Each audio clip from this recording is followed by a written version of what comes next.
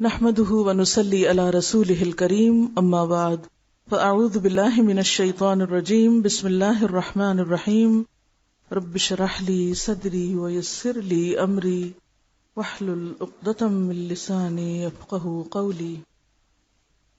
سورۃ الانفال آیت نمبر 20 سے لے کر آیت نمبر 29 تک 9 آیات۔ پہلے سنیے۔ اعوذ باللہ من الشیطان الرجیم بسم اللہ الرحمن۔ شروع کرتی ہوں اللہ کے نام سے جو بے انتہا مہربان نہایت رحم فرمانے والا ہے۔ اے لوگو جو ایمان لائے ہو، اللہ اور اس کے رسول کی اطاعت کرو اور حکم سننے کے بعد اس سے سرتابی نہ کرو۔ ان لوگوں کی طرح نہ ہو جاؤ جنہوں نے کہا کہ ہم نے سنا حالانکہ وہ نہیں سنتے۔ یقیناً خدا کے نزدیک بدترین قسم کے جانور وہ بہرے گنگے لوگ ہیں جو عقل سے کام نہیں لیتے۔ اگر اللہ کو معلوم ہوتا کہ ان میں کچھ بھی بھلائی ہے تو وہ ضرور انہیں سننے کی توفیق دیتا، لیکن بھلائی کے بغیر اگر وہ ان کو سنواتا تو وہ بے رخی کے ساتھ منہ پھیر جاتے۔ اے لوگو جو ایمان لائے ہو، اللہ اور اس کے رسول کی پکار پر لبیک کہو، جبکہ رسول تمہیں اس چیز کی طرف بلائے جو تمہیں زندگی بخشنے والی ہے، اور جان رکھو کہ اللہ آدمی اور اس کے دل کے درمیان حائل ہے اور اسی کی طرف تم سمیٹے جاؤ گے۔ اللہ آدمی اور اس کے دل کے درمیان حائل ہے اور اسی کی طرف تم سمیٹے جاؤ گے، اور بچو اس فتنے سے جس کی شامت مخصوص طور پر صرف انہی لوگوں تک محدود نہ رہے گی جنہوں نے تم میں سے گناہ کیا ہو، اور جان رکھو کہ اللہ سخت سزا دینے والا ہے۔ یاد کرو وہ وقت جب کہ تم تھوڑے تھے، زمین میں تم کو بے زور سمجھا جاتا تھا، تم ڈرتے رہتے تھے کہ کہیں لوگ تمہیں مٹا نہ دیں، پھر اللہ نے تم کو جائے پناہ مہیا کر دی، اپنی مدد سے تمہارے ہاتھ مضبوط کیے اور تمہیں اچھا رزق پہنچایا، شاید کہ تم شکر گزار بنو۔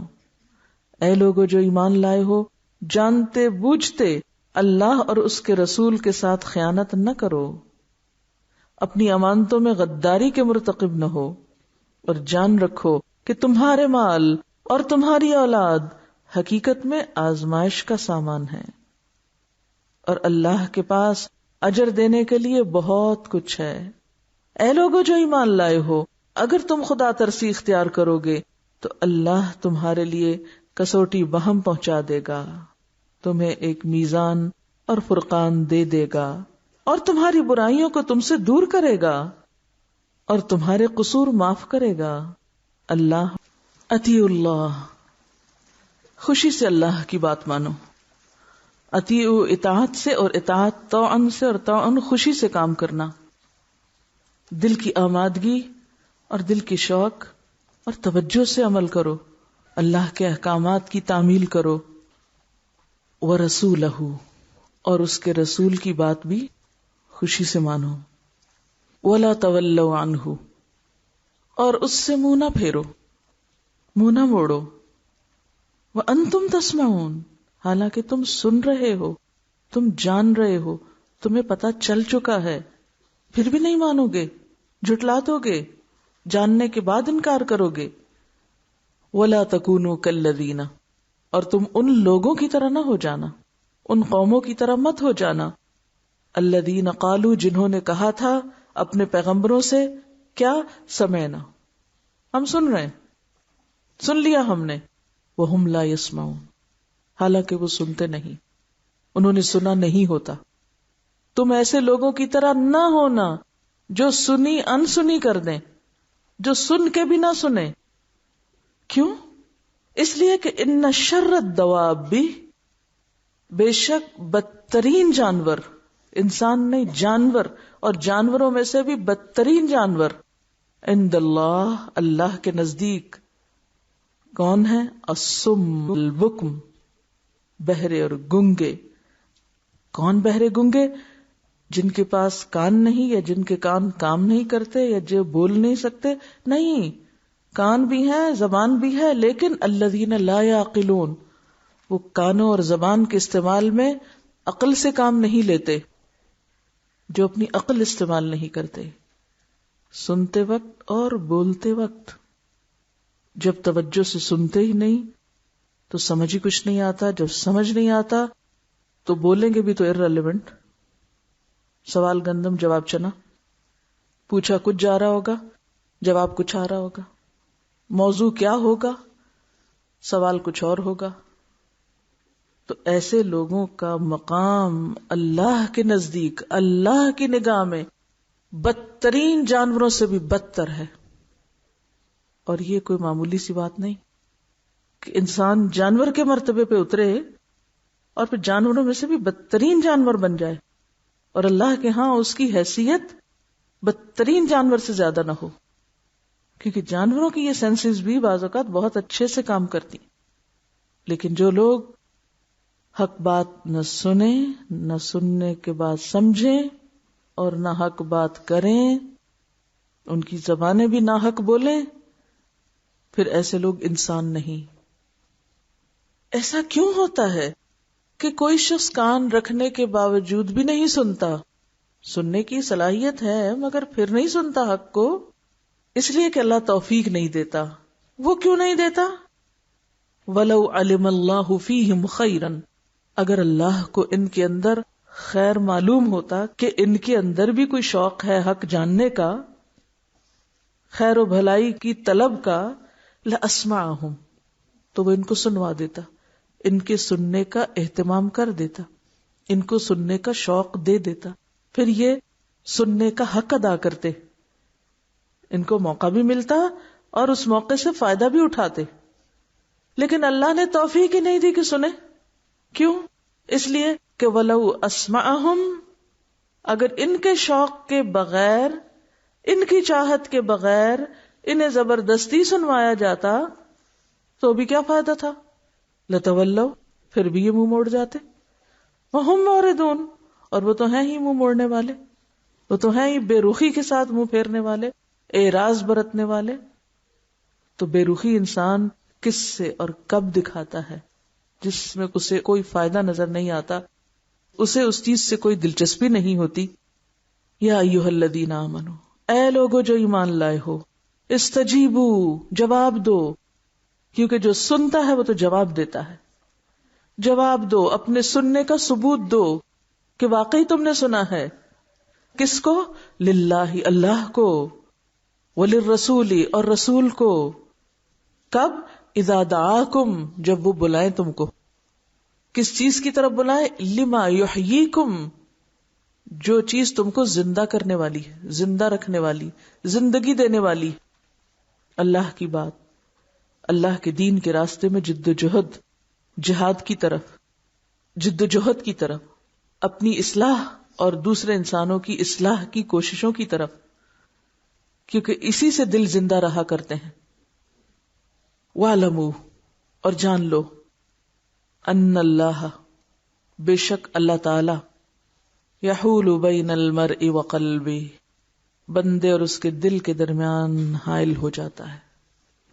یعنی بندہ پھر سن نہیں سکتا، اللہ سننے کی توفیق چھین لیتا ہے، اور اللہ کو بندے کے دل کا حال معلوم ہوتا ہے، کیونکہ وہ دل سے دماغ تک بات جانے میں حائل ہو گیا. اس کو پتا ہے یہ سوچ کیا رہا ہے، یہ چاہتا کہ اس کے اندر کی چاہت اور شوق اور تڑپ کیا ہے، وہ ساری دلچسپیاں جانتا ہے. لہذا وہ توفیق ہی نہیں دیتا کہ پھر انسان اس کے دین کے کام کی طرف بڑھے. وَأَنَّهُ إِلَيْهِ تُحْشَرُونَ، یاد رکھو کہ تم اسی کی طرف اکٹھے کیے جانے والے ہو. سنو یا نہ سنو، توجہ کرو یا نہ کرو، عمل کرو یا نہ کرو، ان باتوں کے اوپر دھیان دو یا نہ دو جن میں تمہاری زندگی اور تمہارے مفادات کا تحفظ ہے، بہرحال ایک دن جانا تو تمہیں اپنے رب ہی کے پاس ہے. واتقوا، اور ڈرو، بچو، کس سے؟ فتنتن، ایک فتنے سے، آزمائش سے، مصیبت سے. کون سی مصیبت؟ لا تصیبن، جو ہرگز نہ پہنچے گی. کس کو؟ الذین ظلموا، جنہوں نے تم میں سے ظلم کیا، یعنی جنہوں نے اللہ کی بات کو ڈیو رسپیکٹ نہیں دی، اس کا حق نہیں پہچانا، اس پہ توجہ نہیں کی، اس کو سنا نہیں، سن کے نہیں دیا، سمجھ کے نہیں دیا، عمل کر کے نہیں دیا، اسے آگے نہیں پہنچایا.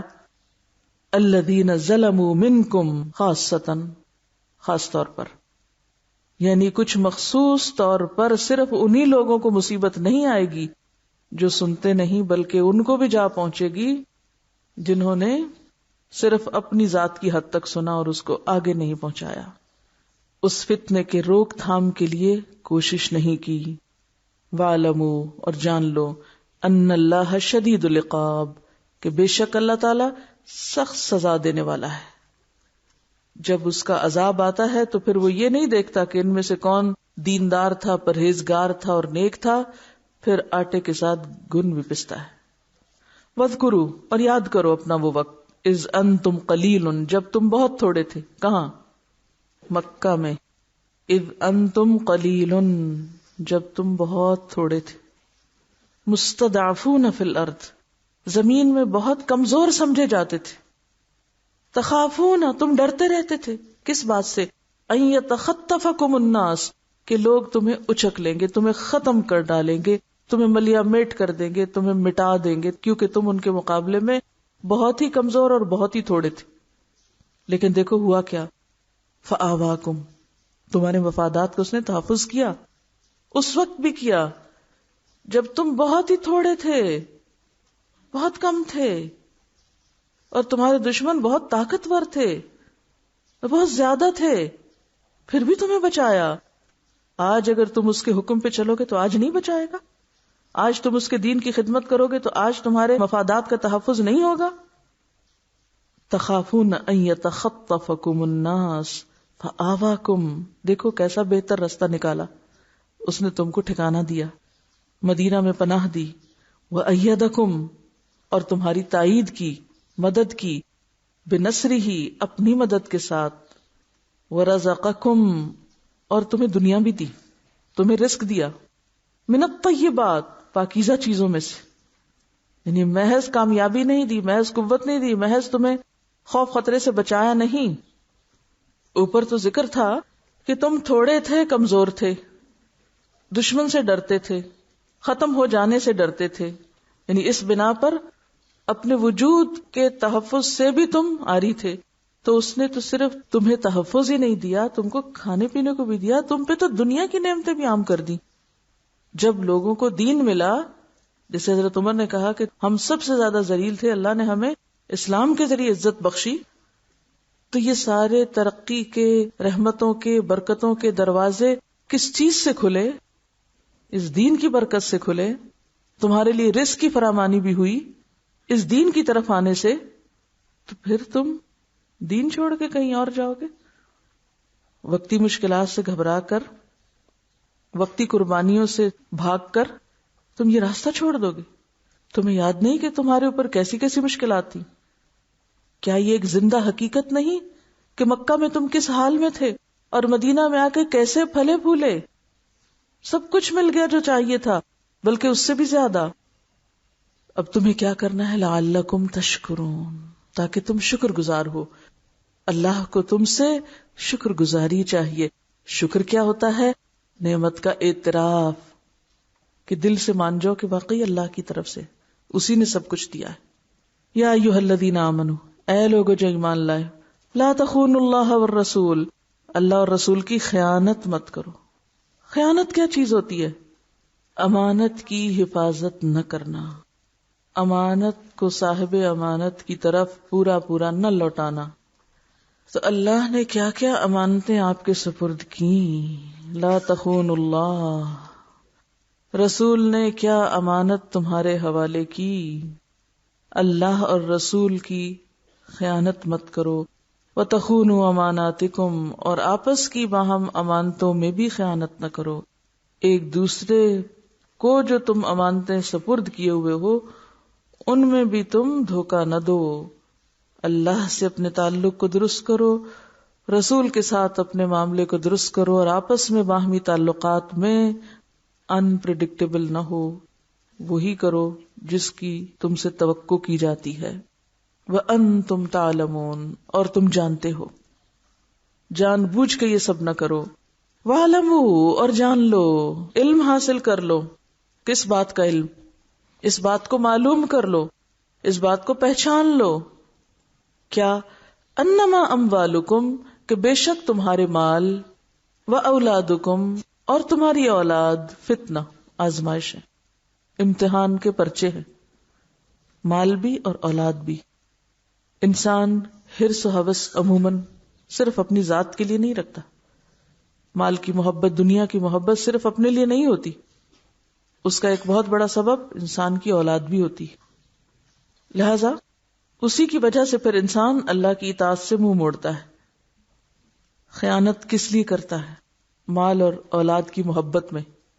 تو یاد رکھو، اس بات کو اچھی طرح معلوم کر لو، کہیں بھول نہ جانا کہ مال اور اولاد دونوں ہی آزمائش ہے. تم ان کو نعمت سمجھتے ہو، یہ آزمائش ہے. وَأَنَّ اللَّهَ عِندَهُ أَجْرٌ عَظِيمٌ، اور بے شک اللہ تعالیٰ اس کے پاس عظیم اجر ہے، بہت بڑا. اب ایسے میں اتنے سخت امتحان میں کیسے کامیاب ہوں؟ حل کیا ہے؟ تقوی، اللہ کا ڈر، محتاط زندگی جو اللہ کے ڈر کے نتیجے میں انسان کو نصیب ہوتی ہے. یا ایھا الذین آمنوا، اے لوگو جو ایمان لائے ہو، ان تتقوا اللہ، اگر تم اللہ کا تقوی اختیار کرو گے، یجعل لکم فرقانا، اللہ تمہیں ایک ٹیسٹر دے دے گا، ایک فرقان دے دے گا، ایک میزان دے دے گا. وَيُكَفِّرْ عَنْكُمْ سَيِّئَاتِكُمْ، اور تمہاری برائیاں تم سے دور کر دے گا، ہٹا دے گا، پھر تمہیں نیکیوں کی توفیق ہو جائے گی. وَيَغْفِرْ لَكُمْ، اور تمہاری خطائیں معاف کر دے گا. وَاللَّهُ ذُو الْفَضْلِ الْعَظِيمِ، اور اللہ بہت بڑے فضل والا ہے. پہلی آیت میں فرمایا جا رہا ہے کہ سننے کے بعد اللہ کی بات، اس کے رسول کی بات کو ٹالو مت، بہانوں کے ساتھ اس سے نظر انداز مت کرو، اس کو اہمیت دو. اور اس کے لیے کیا ضروری ہے کہ ان لوگوں کی طرح نہ ہو جاؤ جو کہتے ہیں ہم نے سنا اور وہ سنتے نہیں. تو اس سے کیا پتہ چلتا ہے کہ سب سے بڑی مشکل عمل کے راستے میں بات کو توجہ سے نہ سننا ہے. کامیابی کہاں سے شروع ہوتی ہے؟ غور سے، توجہ سے بات سننے سے. سننا کیا محض آوازوں کا کان سے ٹکرانا ہے؟ ایک وقت میں انسان بہت سی آوازیں سن رہا ہوتا ہے، لیکن وہ اصل میں کس کو سنتا ہے؟ جس کو سن کر وہ دماغ میں جگہ دیتا ہے. سمجھ کا لفظ جان بوجھ کے نہیں بول رہی، اس لیے کہ سمجھ کا لفظ بھی ہم نے نہیں سمجھا. جس کو سن کے وہ دماغ میں، دل میں جگہ دیتا ہے، وہ بات اس کے دل میں لگ جاتی، اس کو رٹ کے نہیں یاد کرنی پڑتی. جو بات اس کو سمجھ آ جاتی ہے وہ رٹنی نہیں پڑتی. رٹنی کون سی چیز پڑتی؟ جو سمجھ نہ آئے وہ پھر اپنے اوپر لادنی پڑتی. جس چیز کی سمجھ آ جائے اس پر تو انسان کی آنکھیں خود ہی کھلنے لگتی ہیں. وہ تو اس کو اندر سے اس طرح ہلا دیتی ہے، اس کو اتنا متحرک کر دیتی ہے کہ وہ ایک بات کے بعد کئی باتیں اس کے سامنے روشن ہو جاتی ہیں. یہ ہوتا ہے سننا. سننا وہ سننا ہوتا ہے کہ جس کے بعد ہمارے اندر ایک ہلچل ہو جائے اور ہمارے عمل میں کوئی تبدیلی آنے لگ جائے.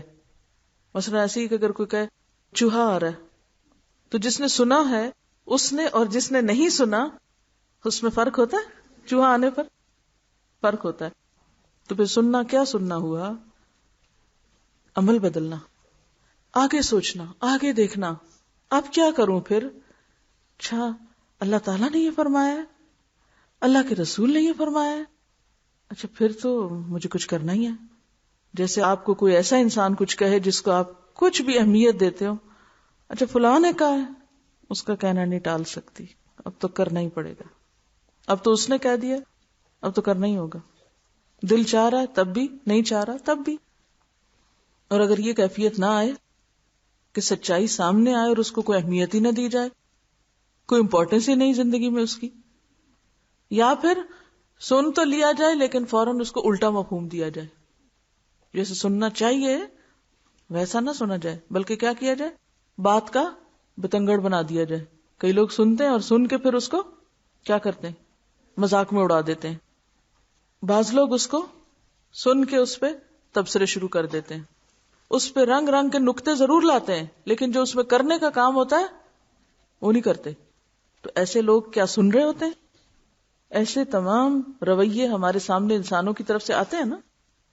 یہ سب چیزیں ہم دیکھتے ہیں روزمرہ زندگی میں. یعنی جب انسان ایک بات سن لے اور اس کے بعد اکارڈنگلی کچھ کرے نہیں، کوئی نتیجہ نہ نکلے اس بات سے، اس کام سے، یعنی آپ ہر ایک کی بات سے کوئی نہ کوئی نتیجہ نکال رہے ہوتے ہیں نا.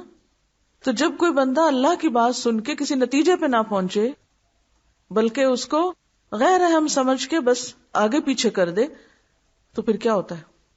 اس نے سنا نہیں ہوتا. اب بات یہ بھی ہے کہ اللہ تعالیٰ کچھ لوگوں کو سنواتا ہی نہیں. وہ سنتے ہیں پھر بھی نہیں سنواتا. اس آیت سے ڈر نہیں لگتا کہ ہم اللہ کی آیات تلاوت سنیں اور ہمارے دل پہ کوئی اثر ہی نہ ہو؟ ہم سنیں اور ہمیں کوئی سمجھ ہی نہ آئی ہو کیا کہا جا رہا ہے. بعض اوقات آپ ایک بات سنتے ہیں، مثلا اذان سنتے ہیں، آپ فوراً اٹھ جاتے ہیں نماز کے لیے، فوراً نکل جاتے ہیں مسجد کے لیے. اور ایک دوسرا رویہ کیا ہوتا ہے، گویا آپ نے اذان سنی ہی نہیں، وہ کسی اور کے لیے ہوئی، اور آپ وہی کرتے چلے جاتے ہیں اور توجہ ہی نہیں کرتے. تو اذان سننے والے پھر کون ہے؟ اذان کیا ہے؟ اللہ کی کال ہے. کوئی ڈاکٹر جب آن کال ہوتا ہے تو وہ ایسے ہی کرتا ہے. اگر آپ کال پر ہیں اور آپ مریض دیکھنے نہ جائیں تو کیا ہو سکتا ہے؟ آپ کی چھٹی ہو سکتی ہے، اور اس چھٹی کے بعد آپ کا نقصان ہو جائے گا، آپ کی جاب چلی جائے گی اور آپ بھوکے مریں گے. لہٰذا آپ تھکے ہوں، دل چاہے نہ چاہے آپ اٹھتے ہیں، جاتے ہیں کہ نہیں، اس کے بغیر کوئی گزارا ہی نہیں. یہی حل ہے.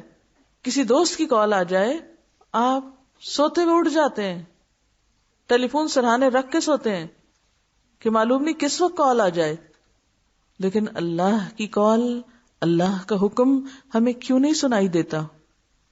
کیونکہ اس سے ہم نے اپنا کوئی نفع نقصان وابستہ ہی نہیں کیا. اب بات یہ ہے کہ اللہ تعالیٰ کچھ لوگوں کو کیوں نہیں سنواتا، ان کے اوپر اثر کیوں نہیں ہوتا؟ اس کی وجہ یہ ہے کہ اللہ تعالیٰ چھوٹے چھوٹے امتحان ڈال کے ٹیسٹ کرتا رہتا ہے. حضرت مسیح علیہ السلام اس بات کو ایک بہت خوبصورت انداز سے بیان کرتے ہیں. وہ کہتے ہیں جو غلام ایک پیسے میں چور ثابت ہو، اس کو اس کا مالک 1,00,000 کی امانت نہیں دیتا. آپ اپنے جیسے نوکر کو ٹیسٹ کرتے ہیں، کوئی چیز کہیں رکھ دیتے ہیں، پھر دیکھتے ہیں بھلا کیا ہوا، اس نے اٹھائی کہ نہیں. تو اگر آپ کو پتا چل جائے کہ وہ چور ہے تو آپ گھر کی کنجیاں اس کو دے جائیں گے؟ جس دن آپ کو یہ شک بھی پڑ گیا تو آپ اس کے حوالے کچھ بھی نہیں کریں گے. تو جو لوگ اللہ کے معمولی حکم پر بھی عمل نہ کریں، اللہ تعالیٰ ان کو بڑی بڑی باتیں سمجھا دے اور سنوا دے اور وہ عمل کے قابل ہو جائیں اور کچھ کرنے کے قابل ہو جائیں. یہ نہیں ہو سکتا. ایسے ہی نہیں درجے بلند ہوتے. چھوٹے چھوٹے حکم اگر ہم نہیں مان سکتے، چھوٹی چھوٹی باتوں پہ عمل نہیں کر سکتے، تو بڑے کام کہاں سے کریں گے؟ تو یہاں پر اللہ تعالیٰ فرماتے ہیں لو علم اللہ فیہم خیرن. تو خیرن کیا چیز ہے؟ خیرن کا ویسے تو معنی ہوتا نا بھلائی. یہاں کون سی بھلائی؟ بھلائی سے مراد حق کی طلب، سچائی کو جاننے کی تڑپ، کہ مجھے پتا چلے حقیقت کیا ہے، میری کیا حقیقت ہے دنیا کی.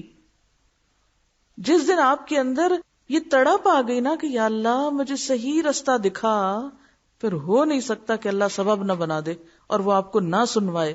وہ آپ کو سنوائے گا، وہ آپ کے لیے سبب پیدا کر دے گا سننے کا اور سمجھوا بھی دے گا. لیکن تڑپ آپ کے اندر سے اٹھے گی تب. آپ نے وہ ایک پیسے والی امانت کا پاس رکھا، اللہ نے 1,00,000 دے دیا آپ کو، لیکن ٹیسٹ کے بغیر 1,00,000 نہیں ملا کرتا. کوئی بات کتنی بھی بڑی ہو، کتنی بھی سونے میں تلنے کے قابل ہو، کتنی بھی اچھی ہو، لیکن اس کی حقیقت کس پہ کھلتی ہے؟ اس کے اندر سے سمجھ کس کو آتی؟ وہ اتنے بڑے ائمہ کرام کیسے تخریج کر لیتے تھے ان احکامات سے، اور وہ نقطے نکالتے تھے. بعض مثلاً امام بخاری کے بارے میں آتا ہے کہ ایک ایک حدیث سے انہوں نے 70 نقطے نکالے ہوئے ہیں، 70 جگہوں پہ اس کو کوٹ کر کے 70 طرح سے استدلال کیا. ان کو کیوں 70 باتیں سمجھ آتی ہیں، مجھے اور آپ کو 70 کیوں نہیں سمجھ آتی؟ کہاں سے فرق ہے لیول کا؟ طلب، انٹرسٹ، قربانی، فالو اپ. آپ انٹرسٹ شو تو کریں. بعض لوگ شکوہ کرتے رہتے ہیں آپ ہمیں کوئی کام ہی نہیں بتاتی. آپ پہلا تو کر کے لاؤ، پھر اگلا بتایا جائے. ثابت تو کرو اپنے آپ کو کہ کرنے والوں میں سے ہو. ایک اور مثال سے سمجھیے. مثلاً آپ کا پیٹ خراب ہے، آپ کو کتنی بھی اچھی غذا کھلا دی جائے آپ طاقتور ہو جائیں گی؟ الٹا کیا ہوگا؟ اور بیمار پڑیں گی. معدہ خراب ہو تو اچھی غذا اور بیمار کرتی ہے. تو شوق کے بغیر، طلب کے بغیر اگر اللہ تعالی دے بھی دے تو وہ ہمارے لیے اور الٹا وبال ہی بنتا ہے، وہ مصیبت ہی بن جاتا ہے، اس کا ہم حق نہیں ادا کرتے. پھر بھوک کے بغیر آپ کسی کے سامنے اچھے سے اچھا کھانا رکھیں، وہ کیا کرے گا؟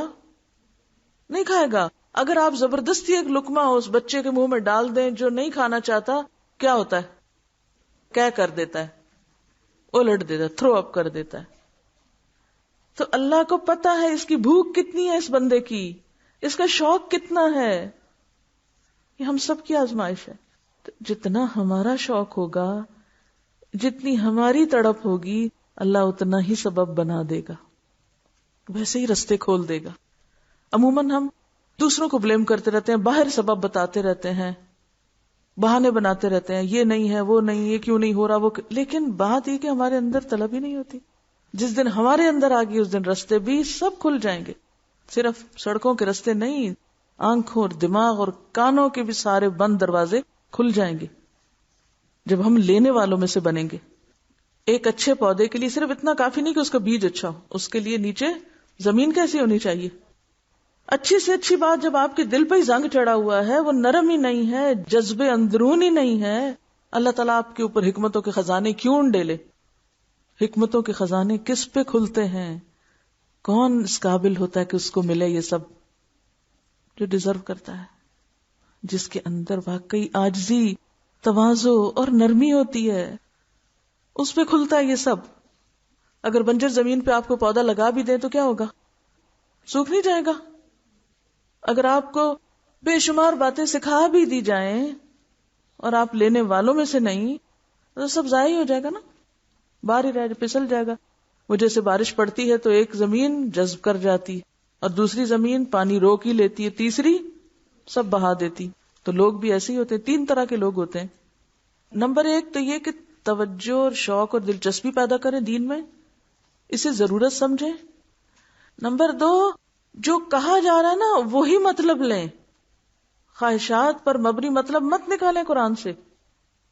یہ بالکل ایسا ہی ہے کہ کچھ لوگ مٹر خرید لائیں پکانے کے لیے اور ان کے دانوں کی بجائے وہ چھلکے پکا لیں کہ یہ زیادہ ہیں، تم اس کو بن میں پھینک رہے ہو پاگل، یہ زیادہ ہے، پھینکنا ہی ہے تو دانے پھینک دو، ایک میں سے 3 صرف نکل رہے ہیں. تو یہ تو پھر صحیح طریقہ تو نہ ہوا نا. اگر آپ کسی کو مثلاً ایسا کرتا دیکھیں اور اس کو سمجھانے کی کوشش کریں اور وہ آگے سے بحث شروع کر دے تو آپ کیا کریں گے؟ اس کے ساتھ چھوڑ دیں گے نا.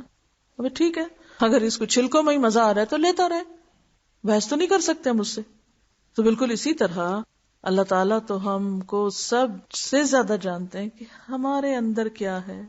اپنے اندر سچائی لائیں، اپنے اندر تڑپ لائیں، اپنے اندر گڑ گڑائیں، اللہ کے سامنے تنہائی میں مانگیں. ہو نہیں سکتا کہ نہ ملے، ضرور ملے گا. آپ مانگے تو وہ بھی اتنا ہی دے گا جس درجے کا آپ مانگیں گے، جو آپ مانگیں گے. کبھی یہ نہ دیکھا کریں کہ میری کیپیسٹی کیا ہے، یہ دیکھا کریں وہ دینے والا کتنا دے سکتا ہے، کیونکہ ہمارے اندر تو واقعی کیپیسٹی نہیں، لیکن وہ کیپیسٹی بھی بڑھا دیتا ہے جب ہمارا شوق بڑھتا ہے. وَلَوْ عَلِمَ اللَّهُ فِيهِمْ خَيْرًا لَأَسْمَعَهُمْ، اللہ ان کے اندر بھلائی جانتا ہوتا تو ان کو سنوا دیتا. انسان کون سی بات سب سے زیادہ دھیان سے سنتا ہے؟ جس میں اس کا سب سے زیادہ فائدہ ہو، جس کا اس کو شوق ہو، جس سے اس کو محبت ہو. کہتا اچھا کیا کہا اور کیا کہا، اور پھر پورا دھیان، اور پھر اس بات کو وزن بھی دینا، اس کو ویلیو کرنا، پھر اس کے بعد اس کو قبول کرنا احسن طریقے سے. الذین یستمعون القول فیتبعون احسنہ، جو بات کو غور سے سنتے ہیں اور پھر اس کے اچھے حصے کی پیروی بھی کرنے لگتے، فوراً اس کو اپنے پاس دل پہ نوٹ کر لیتے ہیں، لکھ لیتے ہیں، پھر اس کو بعد میں دہراتے رہتے ہیں، پھر اس کے مطابق اپنی زندگی کا نقشہ بناتے ہیں، اس سے اپنے آپ کو سجاتے ہیں، پھر وہ اللہ کی نظر میں خوبصورت ہو جاتے ہیں. اور دوسری صورت کیا ہے کہ انسان سنے بھی تو لاپرواہی سے سنے کچھ، دیکھے کہیں اور. کہ ہاں پتہ ہی ہے، مجھے معلوم ہے یہ کیا ہے، سنا ہوا ہے پہلے. اس سے کوئی نئی بات وہ نہیں سیکھ سکتے.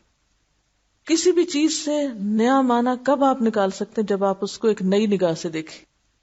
جو شخص قرآن اس طرح سنے کہ یہ میں پہلی دفعہ ہی سن رہا ہوں گویا، تو اس کو نئے طریقے سے سمجھ آئے گا. اور جو ان کانوں سے سنے، مجھے اس کا ترجمہ آتا ہے اور میں نے پڑھا وہ بھی اور پڑھایا وہ بھی، اور میں یہ جانتا ہوں اس کی تفسیر کیا، مجھے تفسیر آتی ہے اس کی، اس کو اور طرح سمجھ آئے گا، بلکہ آئے گا بھی نہیں، کیونکہ اس نے دروازہ بند کیا ہوا ہے.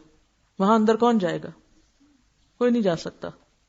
تو دین کی حقانیت، سچائی، کسی بات پر اس کا شرح صدر، اس کو ایک روشنی کا نظر آنا صرف اس وقت ہوتا ہے جب انسان کی آمادگی ہو، شوق ہو، سنجیدگی ہو اس کے لیے، باقی چیزوں پر اس کی ترجیح ہو، امپورٹنس ہو. ورنہ تو انسان کتنا بھی سن لے، نہ وہ روح میں اترتا ہے اور نہ وہ انسان کے جسم کا حصہ بنتا ہے اور نہ ہی وہ اس کے عمل میں آتا ہے. اور ایسا شخص پھر کیا رہ جاتا ہے؟ کون ہوتا ہے؟ کون نہیں سنا کرتے تھے؟ منافق. ایسا شخص پھر منافقت کا شکار ہوتا ہے. پھر یہاں پر جو اہم ترین بات جو کی گئی ہے کہ یہ سننا اور یہ لینا اور اس کا جواب دینا، یعنی سن کے قبول، استجیبو کا مطلب ہے قبول کر لینا، سن کے اسے جذب کر لینا، لے لینا، پکڑ لینا. کس چیز کو؟ لما یحییکم، جس میں تمہاری زندگی ہے. یعنی ایسا نہیں کہ تم نہیں سنو گے تو نہ صحیح، کوئی بات نہیں، جاؤ پھر. نہیں، تم تو زندگی سے ہاتھ دھو بیٹھو گے، تمہیں تو جینے کا حق نہیں رہے گا. تو زندگی کی پکار سنو، زندگی کی پکار پیغمبر دے رہے ہیں، اس کو سنو. اور وہ کیا ہے؟ جہاد کی پکار.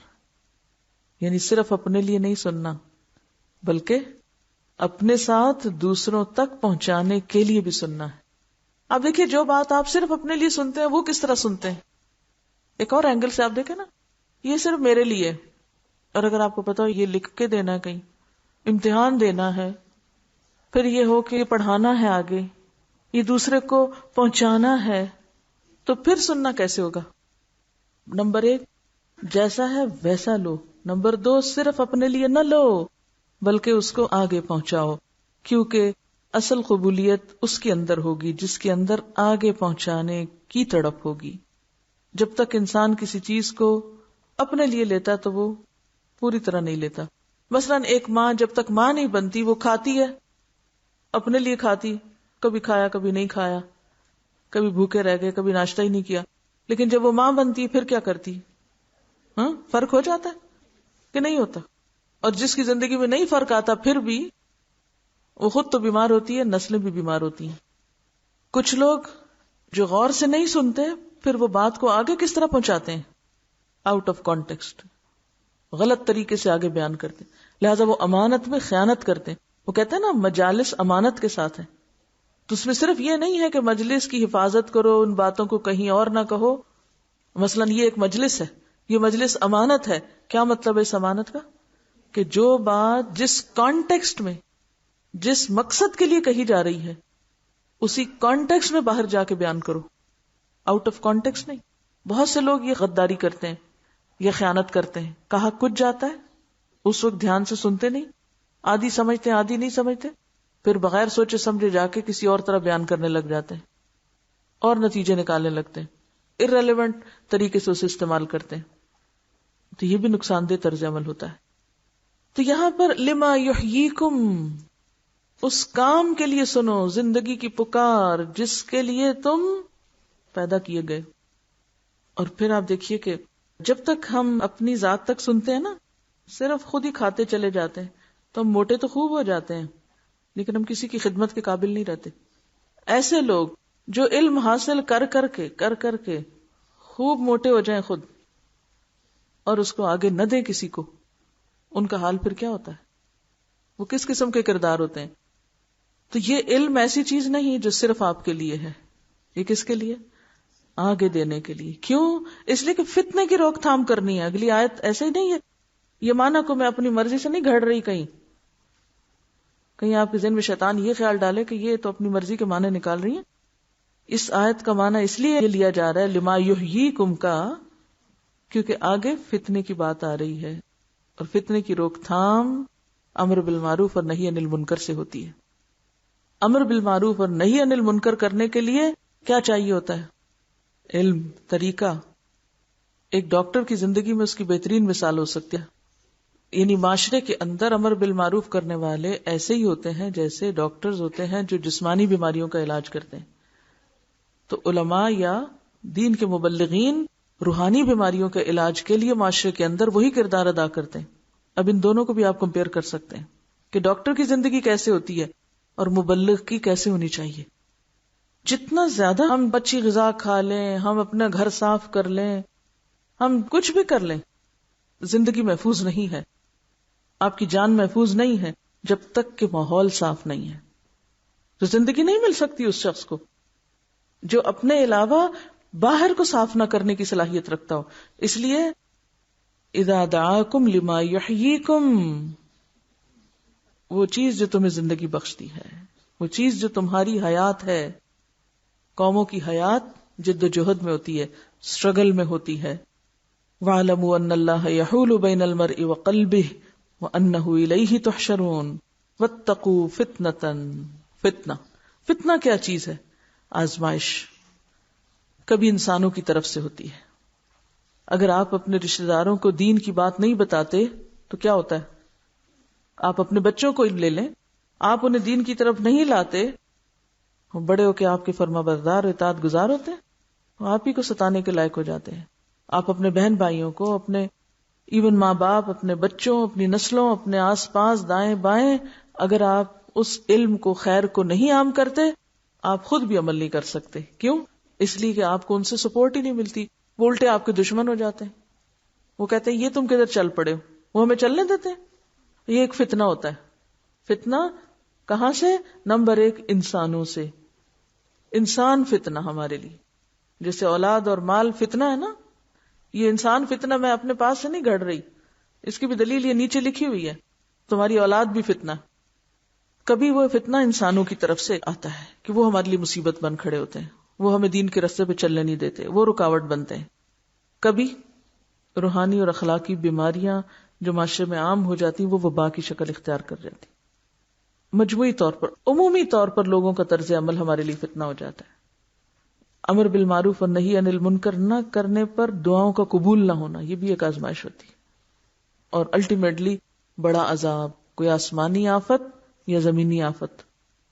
قدرتی آفات بھی بعض اوقات انسان کے لیے عذاب کی شکل دھار لیتی ہیں. تو بات یہ ہے کہ جب آپ امر بالمعروف اور نہی عن المنکر نہیں کرتے، فتنے سے بچتے نہیں، تو کیا ہوتا ہے؟ وبائیں پھیل جاتی ہیں. جیسے جسمانی بیماریاں پھیلتی ہیں، ایسے اخلاقی بیماریوں کی وبائیں عام ہو جاتی. الٹیمیٹلی وہ آپ کو بھی اپنی لپیٹ میں لے لیتی. اور خدا نخواستہ ان کی وجہ سے اللہ کا کوئی عذاب آئے تو کوئی الگ کر کے بچایا نہیں جاتا، سب کے اوپر. وَاتَّقُوا فِتْنَةً لَا تُصِيبَنَّ الَّذِينَ ظَلَمُوا مِنْكُمْ خَاصَّةً. بچو اس فتنے سے جو صرف ظالموں تک نہیں محدود رہے گا، اس میں مظلوم بھی پس جائیں گے. وہ ایک حدیث میں بھی آتا نا، پھر کسی نے سوال کیا کہ وہ پس جائیں گے تو قیامت کے دن، فرمایا وہ اپنی نیتوں کے ساتھ اٹھیں گے. لیکن یہاں سکھانا یہ مطلوب ہے کہ اگر تم نے اپنی ذمہ داری ادا نہ کی، برائیوں کو نہیں روکا، نہی عن المنکر نہیں کیا، تم نے اس کام کے لیے جد و جہد نہیں کی، جہاد نہیں کیا، تو پھر یاد رکھو تمہاری بھی خیر نہیں، تم بھی پکڑ میں آؤ گے. تو بات یہ کہ ہر چھوٹی برائی الٹیمیٹلی کیا بن جاتی ہے؟ چھوٹا زخم علاج نہ کیا جائے تو بڑا زخم، چھوٹی بیماری بڑی ہو جاتی ہے اگر آپ نے اس کو بر وقت کنٹرول نہیں کیا. کسی کو کینسر کی شکایت ہوئی، ابھی تھوڑا ہی تھا تو ڈیٹیکٹ ہو گیا، وہیں سے اس کی جڑ پکڑ لی گئی، بندہ محفوظ ہو گیا. اور اگر نہیں پکڑی گئی تو سب ہلاک، موت تک پہنچ گیا. اور بعض اوقات اس کی جڑیں اتنی پھیل جاتی، آپ نے دیکھا ہوگا کینسر اوپر تھوڑی آتا، اس کے تو اندر اندر جڑیں، عموماً کہتے ہیں نا، اب وہ دماغ تک چلا گیا، وہ لنگز میں آ گیا، اب وہ فلاں جگہ پہنچ گیا. نو ٹریٹمنٹ، لا علاج. واتقوا فتنة، یہ لا علاج مصیبت ہے. ایسے فتنے سے بچو کہ جس کا شکار پھر صرف ظالم نہیں ہوں گے. یعنی اگر جسم کے کسی ایک خاص حصے پر کینسر ہے، وہ صرف اس تک تھوڑی رہتا ہے، پھر وہ تو سب طرف چلا جاتا ہے. اور پھر اللہ تعالیٰ فرماتے ہیں وَاعْلَمُوا أَنَّ اللَّهَ شَدِيدُ الْعِقَابِ، یاد رکھو اللہ سخت سزا دینے والا ہے. ہم ہر غلط کام کو کہتے ہیں اللہ غفور رحیم. یہاں اللہ تعالیٰ کیا فرماتے ہیں؟ اگر تم نہیں باز آئے، نہیں محنت کی گندگیوں کو ختم کرنے کی، سب کی پکڑ ہو جائے گی۔ اب کیوں انسان آگے نہیں بڑھتا برائیوں کو روکنے کے لیے؟ وہ تکلیف نہیں اٹھانا چاہتا، وہ اپنے مفاد قربان نہیں کرنا چاہتا، وہ اپنی عیش و عشرت کی زندگی نہیں چھوڑنا چاہتا، اور وہ ڈرتا ہے کہ میرا کیا ہوگا، میں تو اپنے پورے خاندان میں ایک ہوں، میں تو اپنے پورے علاقے میں ایک ہوں، میں تو اچک لی جاؤں گی، میں تو پکڑی جاؤں گی۔ فرمایا ان لوگوں کو بھی یاد کر لو جو بہت تھوڑے تھے، مکہ میں چاروں طرف دشمنوں کے نرغے میں تھے، کمزور تھے، وہ ڈرتے تھے کہ آج ختم اور آج ختم۔ حتیٰ کہ مدینہ میں پہنچ کے بھی آپ کو یاد ہے جنگ احزاب میں کیا حال تھا مسلمانوں کا، پھر کس طرح بچایا اس نے۔ آواکم ایدکم بنصری، آواکم پہلے تو تم کو مدینہ کا ٹھکانہ دی، پھر ایدکم بنصری، وہ جتنی جنگ بدر دیکھ لو، احد دیکھ لو، احزاب دیکھ لو، ان سب میں تمہیں اپنی طرف سے مدد دے کے تم کو بچایا، تمہاری تائید کی، تمہیں فتح بخشی۔ وَرَزَقَكُم مِّنَ الطَّيِّبَاتِ، اور جس دنیا کے جانے کا تم کو خوف تھا، یہ کون کہا کرتے تھے اگر ہم ایمان لے آئیں تو پھر کیا ہوگا؟ نُتَخَطَّفْ مِنْ أَرْضِنَا، یہ سارے نذرانے تو بند ہو جائیں گے، یہ جو کچھ اس حرم کی بدولت ہمیں مل رہا ہے یہ تو سارے مفادات پہ زد پڑے گی۔ ایسا ضرور ہوتا ہے، انسان جب دین کی طرف آتا اسے قربانی لازم کرنی پڑتی، کچھ نہ کچھ چھوڑنا پڑتا ہے۔ یہ نہیں ہو سکتا آپ کو کچھ چھوڑے بغیر کچھ اور مل جائے، لیکن عام طور پر انسان اس کے لیے تیار نہیں ہوتا۔ آپ ذرا سوچئے اپنے آپ کو، اپنے بارے میں سوچئے، آپ کو پتا ہے اللہ کا ایک حکم ہے، آپ کیوں نہیں اس کو مان جاتے؟ کیوں نہیں سن لیتے اللہ کی پکار؟ کیوں سنی انسنی کر رہے ہیں؟ دنیا جانے کا ڈر ہے نا، کسی کو سٹیٹس کا ڈر ہے، کسی کو معلوم نہیں کس کس قسم کے خوف ہیں۔ کتنی زبردست مثال دی، ان کو دیکھ لو، انعمت علیہم کو دیکھ لو۔ جب انعمت علیہم کی بات ہم کرتے ہیں تو ہم صرف ان کی نعمتوں کو سوچتے ہیں کہ اللہ ہمیں بھی کچھ نعمتیں دے دے ویسی، اور جو انہوں نے قربانیاں کی ان نعمتوں کے لیے وہ ہم بھول جاتے ہیں۔ اور پھر لعلکم تشکرون، مشکل کے بعد آسانی آئی، کس لیے؟ کہ بھول جاؤ، پھر اللہ کو بھلا دو؟ نہیں، اس رب کو اب بھی نہیں بھلا سکتے، اب بھی تم اس کو یاد کرتے رہو، اور پھر خیانت نہ کرنا، تھوڑی سی بھی ڈنڈی نہیں مارنی۔ عام طور پہ کیا ہوتا ہے جب حالات خراب ہوتے ہیں تو ہم خوب رو رو کے دعائیں مانگتے ہیں، جب اچھے ہو جاتے ہیں تو ڈنڈی مارنے لگتے ہیں نا، سب ڈنڈی مارتے ہیں۔ اس طرح نہیں اللہ کو یاد کرتے، پھر اس طرح نہیں اس کے لیے قربانی کرتے، اس طرح نہیں صدقہ خیرات کرتے جس طرح ہم مصیبت کے دنوں میں کیا کرتے ہیں، ہے نا؟ غفلت میں کھونے لگتے ہیں پھر نعمتیں پا کے۔ اب یہاں پر یہ ہے کہ چلیں ٹھیک ہے، بالکل وہ کیفیت نہ سی، لیکن حق تو ادا کرو، فرض تو پورا کرو۔ خیانت کیا ہے؟ فرائض میں کمی۔ وضو کی خیانت کیا ہے؟ نماز کی خیانت کیا ہے؟ عہد کی خیانت کیا ہے؟ ذمہ داریوں میں خیانت کیا ہے؟ کہ جو کام کہا جائے اس کو کر کے نہ دیا جائے، تو سارے معاملات یہیں سے تو خراب ہوتے ہیں۔ وَأَنْتُمْ تَعْلَمُونَ، اور سب کو پتا ہے کہ وہ کہاں کیا ڈنڈی مار رہا ہے، اور اس کا عمومی سبب مال اور اولاد کی شان و شوکت کی ہرس ہوتی ہے۔ ان چیزوں کے پیچھے بھاگنے لگتا ہے نا انسان، اللہ کے حق میں کب کمی آتی؟ کس وجہ سے؟ جب دنیا پرائرٹی نمبر 1 ہو جاتی ہے اور دین اور آخرت نیچے چلا جاتا ہے۔ آپ ذرا سا سوچیے، تھوڑی دیر کے لیے رک کے، جب ہمیں ہمارا فرض بلاتا ہے اور ادھر سے ہماری اولاد بھی بلا رہی ہوتی ہے، کیا کرتے ہیں ہم فیصلہ نہیں کر پاتے۔ آج آپ دیکھیے ہم میں سے ہر ایک تبصرے خوب کرتا ہے، ملک کا حال یہ ہو گیا ہے، دنیا کا حال یہ ہو گیا، فلاں گھروں کا حال یہ ہو گیا، سب تبصرے فرماتے ہیں نا، کتنے خوبصورت خوبصورت۔ لیکن جب کہا جائے اس کے سدباب کے لیے آؤ ذرا وقت دو، آؤ تھوڑی سی قربانی کرو، ذرا اپنی نیند قربان کر لو، ذرا تھوڑی سی بچوں کی قربانی کر لو، یا مال کی تھوڑی سی کر لو، تو ہم کہتے ہیں نہیں، حقوق العباد مارے جاتے ہیں، فوراً حقوق العباد کی چھتری اوڑھ لیتے ہیں، بہت اچھی تعویل کرتے ہیں۔ پھر مثال کہاں سے لیں گے؟ میرے اور آپ کی مثال نہیں ہوگی، مثال آپ صلی اللہ علیہ وسلم، صحابہ کرام اور اس کے بعد کے دور کی بھی لیں گے، انعمت علیہم کی لیں گے۔ ربیہ رائی 30 سال بعد گھر لوٹے تھے۔ ظاہر ہے کہ کہاں مدینہ، کہاں آذربائیجان، کہاں بخارا، کہاں تک مسلمان گئے تھے، اور سفر کو جہازوں کے تھوڑی تھے کہ ایک جیٹ اڑایا وہاں سے وہاں تک پہنچ گئے، صرف جانے میں سالوں لگ جاتے تھے۔ کیونکہ رستے کھلے تھوڑی تھے ایک کے بعد ایک علاقے تک پھیلنے میں. اب اگر وہ یہ کہیں کہ نہیں بھائی ہمارے بچے ہیں پیچھے، فوجی جب اپنے مشن پہ ہوتا ہے تو بچوں کو کیا ہوتا ہے؟ ایک ڈاکٹر اپنے مشن پہ ہوتا ہے تو بچوں کو کیا ہوتا ہے اس کی. لیکن جب ایک دین والا دین کے لیے کوئی قربانی تھوڑی بہت ہی کرنے لگے تو سارے پہنچ جاتے ہیں تعزیت کرنے، ہمدردیاں لینے. دنیا کمانے کے لیے لوگ سالوں ملک سے باہر رہیں، سالوں، دبئی چلے جائیں، سعودی عرب چلے جائیں، امریکہ چلے جائیں، آپ کو ڈالر اور ریال اور درہم بھیجتے رہیں، کوئی مسئلہ نہیں. اور اگر ان فتنوں کی روک تھام کے لیے کوئی اوپر نیچے ہو جائے معاملہ تو پھر کیا حال ہوتا ہے ہمارا؟ پھر ہم ایک اور فتنہ کھڑا کر دیتے ہیں. میں یہ نہیں کہتی کہ ہم اپنے سارے حقوق فرائض چھوڑ کے وہ صرف اللہ اللہ ہی کیا کریں، لیکن یہ یاد رکھیں کہ قربانی کے بغیر کچھ نہیں. کہیں نیند چھوڑنی پڑے گی، کہیں جاب چھوڑنی پڑے گی، کہیں آرام چھوڑنا پڑے گا، کہیں صحت قربان ہوگی، کہیں جدائیاں ہوگی، کہیں بہت کچھ ہوگا. لیکن آواکم وایدکم بنصرہ ہی اگر آپ کو یاد رہے نا، کتنے لوگ تھے جو مکہ میں اپنے خون کے رشتے چھوڑ کے مدینہ گئے تھے، پتہ نا آپ کو، لیکن اللہ نے ان کو بھی لا ملایا، ان کو بھی جوڑ دیا. کہیں شوہر کہاں ہے تو بیوی کہاں ہے، بچے کہاں ہے تو ماں کہاں ہے. حضرت ام سلمہ کا واقعہ یاد کر لیں، بے شمار واقعات. اصل میں ہم سیرت پڑھتے ہی نہیں، صحابہ کرام کی زندگیاں جانتے ہی نہیں. ہم ان کو آئیڈیلائز تو کرتے ہیں مگر زندگیاں ان سے ایک بالکل الگ پیٹرن پہ رکھی ہوئی ہیں. ایسے کیسے دین پھیلے؟ ایسے کیسے فتنوں کی روک تھام ہوگی؟ اب فتنے روکنا چاہتا ہے، ایمرجنسی کی کیفیت ہے، ہلاکتے ہیں.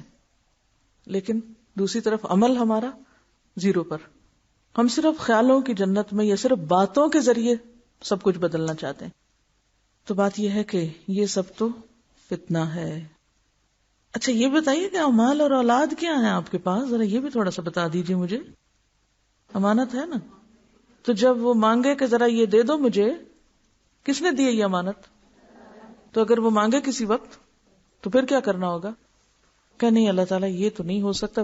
تو بات یہ ہے کہ اللہ کے لیے جب کوئی ان کو قربان کرتا ہے، ان کی جدائی برداشت کرتا ہے. ابراہیم علیہ السلام نے ہاجرہ اور اسماعیل کو چھوڑا تھا وہاں ایک نئے کلچر اور ایک نئی ریت کو اجاگر کرنے کے لیے، تو ہی ایک بنیاد بنی تھی دین کی تکمیل کی، نبی صلی اللہ علیہ وسلم کی آمد کی.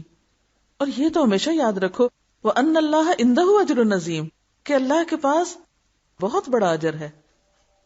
تم یہ چھوٹا موٹا دے کے سمجھتے ہو کہ لٹ گئے تم، ایسا ہی ہوتا نا، لٹے کوئی نہیں. اتنا کچھ جواباً ملنے والا ہے جس کو تم کبھی ختم نہ کر سکو گے. اجر و نظیم ہے صلے میں. پھر آخر میں فرمایا یا ایھا الذین آمنوا ان تتقوا اللہ، اے ایمان والو اگر تم میں اللہ کا تقوی ہوا، اللہ کا ڈر ہوا، یجعل لکم فرقانا، اللہ تمہارے اندر خود فرقان رکھ دے گا. اور یہ چیزیں فرقان کے بغیر سمجھ نہیں آتی. ہم ہر وقت فتوے لیتے ہیں، فتویٰ نہیں فرقان، فتویٰ نہیں فرقان. کیا مطلب ہے اس کا؟ جب ہمیں تھوڑی بہت کوئی قربانی کرنی پڑتی ہے نا تو ہم فوراً وہ سوال لکھ کے پہنچ جاتے ہیں. اچھا مجھے یہ بتائیے کہ اگر میں کچھ دیر کے لیے بچوں کو چھوڑ کر دین سیکھنے آ جاؤں تو پھر یہ جائز ہے؟ ابھی آپ نے کسی سے فتویٰ لیا کہ میں اگر بچوں کو چھوڑ کے شادی اٹینڈ کرنے 5-7 گھنٹے گھر سے باہر گزار آؤں تو جائز ہے؟ شاپنگ کے لیے میں گھنٹوں باہر چلی جاؤں تو جائز ہے؟ کوئی نہیں پوچھتا.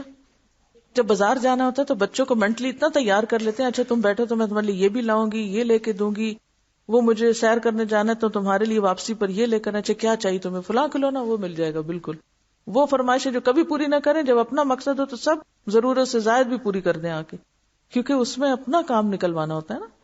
وہ باہر ملک کی سیر کرنے میں نکل جاؤں بچے چھوڑ کے کسی اور کے پاس تو جائز ہے، کوئی نہیں پوچھتا. ہاں اگر تھوڑی دین کے لیے اللہ کے نام پہ قربانی کرنی پڑ جائے تو ہم فوراً فتوے لینے شروع کر دیتے ہیں اور دینے شروع کر دیتے ہیں. تو یہ کوئی باہر کا بندہ آپ کو نہیں بتائے گا کہ جی میرے بچے کی عمر اتنی ہے اور اس کا قد اتنے انچ ہے اور اس کا مسئلہ یہ ہے، لہٰذا آپ مجھے فیصلہ کر کے بتائیں، میری جگہ آپ بتائیں میں کیا کروں. نہیں، خود سوچیں. اچھا ہم کیسے صحیح فیصلہ کریں، ہمیں تو سمجھ ہی نہیں آ رہی. اس لیے نہیں آ رہی کہ اللہ کا ڈر کوئی نہیں. ان تتقوا اللہ، اگر اللہ کا تقوی آ گیا، اگر محتاط انسان بن گئے، خدا خوفی آ گئی، آخرت نظر آنے لگی، دنیا میں اپنے فرائض سمجھ آنے لگے، امانتیں محسوس ہونے لگیں کہ یہ امانت ہے سب کچھ، تو پھر تمہیں سب کچھ پتہ لگنے لگے گا. پھر تمہارا دل خود ہی فیصلہ کر دے گا کہ تم صحیح کر رہے ہو یا غلط کر رہے ہو. وہ اندر سے نظر آئے گا، باہر سے نہیں پوچھو، اندر سے دیکھو. یہ اللہ کا وعدہ ہے، اگر تم میں تقویٰ ہوگا تو اللہ تعالیٰ تمہارے لیے فرقان پیدا کرے گا، تمہیں رہنمائی دے گا. یجعل لکم فرقانا. ایسا شخص صرف کسی بیرونی خوف سے نہیں ڈرتا، وہ ڈر اس کے اندر سے نکلنے لگتا ہے. اور صرف وہ عام حالات میں نہیں، بلکہ وہ اس وقت بھی دیکھ رہا ہوتا ہے جب اور کوئی نہیں دیکھ سکتا. وہ اس وقت بھی سننے لگتا ہے چیزیں جب کوئی اور نہیں سنتا، وہ اللہ تعالیٰ اس کو سنوانے لگتا ہے. لو علم اللہ فیہم خیرا لاسمعہم. ان کے لیے ایسے اسباب پیدا کر دیتا ہے کہ کوئی آ کے کچھ بتا دیتا ہے، کوئی آ کے کچھ پوچھ لیتا ہے، کوئی آ کے سبب بن جاتا ہے. آپ کے اندر سے خیال اٹھتا ہے، اللہ تعالیٰ باہر ایسی چیز لے آتا ہے کہ اس کو تائید ہو جاتی ہے اور آپ کا شرح صدر ہو جاتا ہے اور آپ کام کرنے لگتے ہیں. آپ کے سامنے ایسا واقعہ پیش آ جاتا ہے، ایسی مثال آ جاتی ہے، ایسی چیز آتی ہے، کھل جاتا ہے سب کچھ. ہاں اگر دیکھنے سننے والے ہوں. کتنی ریلیٹڈ ہے پہلی آیت اور آخری آیت. آپ دیکھیں کہ ایسا انسان کیسے پہچانتا ہے اپنے اندر کے وسوسوں اور اپنے نفس کی چالوں کو کیسے پہچاننے لگتا ہے نا. یہ ایسا فرقان ہوتا ہے کہ انسان اندر کی چالیں خود پہچانتا ہے. مثلاً اگر کسی چیز کی محبت اس کو بے راہ رو کر رہی ہے تو فوراً الرٹ ہو جاتا ہے اور اپنے آپ کو سنبھالنے لگتا ہے. کسی انسان سے نفرت اگر اس کو زیادتی کرنے کی طرف لے جا رہی ہے تو وہ فوراً چوکنا ہو جاتا ہے، نہیں مجھے نہیں کرنی زیادتی، چاہے وہ انسان مجھے نہیں بھی اچھا لگتا. زبان روک لیتا ہے ایسا شخص. وہ حق سن کے انکار نہیں کرتا، اسے اپنی ذاتی وقار کا مسئلہ نہیں بناتا. کہتا نہیں اس چیز میں خیر ہے، مجھے یہ کرنا ہے. مسلسل خود احتسابی کرتا ہے. پھر انسان اپنا محاسب خود بنتا ہے. یہی فرقان ہوتا ہے. دیکھیں کوئی اور آپ کا محاسب کہاں سے ہو سکتا ہے؟ ہو سکتا ہے کوئی؟ نہیں ہو سکتا جب تک اندر نہ ہو آپ کی پہچان. یعنی ایسی صلاحیت جس سے انسان اچھے اور برے میں فرق کر سکے. اصل میں چیزیں بظاہر بہت مکس اپ ہو جاتی ہیں. ایک چیز آپ بظاہر کہیں میں خیر کے لیے کر رہی ہوں، میں صحیح کر رہی ہوں، درست کر رہی ہوں، لیکن اس کے اندر بھی شر ہو سکتا ہے. آپ لمبی نماز پڑھیں اور لوگ بھوک سے بلبلا رہے ہیں تو آپ بظاہر تو بہت خیر کر رہی ہیں، قد افلح المومنون پہ عمل کر رہی ہیں، لیکن دوسری طرف آپ اسی عمل کے ذریعے ایک دوسرے کی مصلحت کو نقصان بھی دے رہی ہیں. آپ کو اگر یہ کرنا تھا تو آپ اس سے پہلے کر کے رکھتے. ہم دیر سے کلاس میں آتے ہیں کہ ہمارے بچے متاثر ہوتے ہیں، حالانکہ ہم اس کا کوئی اور انتظام بھی کر سکتے ہیں، لیکن اپنے آپ کو تسلی دے دیتے ہیں کہ نہیں فی الحال میری مجبوری، حالانکہ اس مجبوری کا حل ہے، ہر چیز کا حل ہے اس زمین میں، لیکن ہم خود سے خود ہی کو تعویل دے دیتے ہیں اور ہم صحیح طور پر فائدہ نہیں اٹھا سکتے. اور بظاہر ہم سمجھتے ہیں ہم فائدہ کر رہے ہیں دین کا اور اپنا اور گھر والوں کا، لیکن اسی کے اندر ہم نقصان بھی کر رہے تھے. تو یہ جو گہری سمجھ ہے صرف اللہ کے تقوی سے آتی ہے. اللہ تعالی ہم سب کو وہ کان دے، وہ دل دے، وہ آنکھیں دے کہ جو واقعی فرقان پا سکیں. وآخر دعوانا ان الحمد للہ رب العالمین. سبحانک اللہم وبحمدک نشہد ان لا الہ الا انت نستغفرک ونتوب الیک.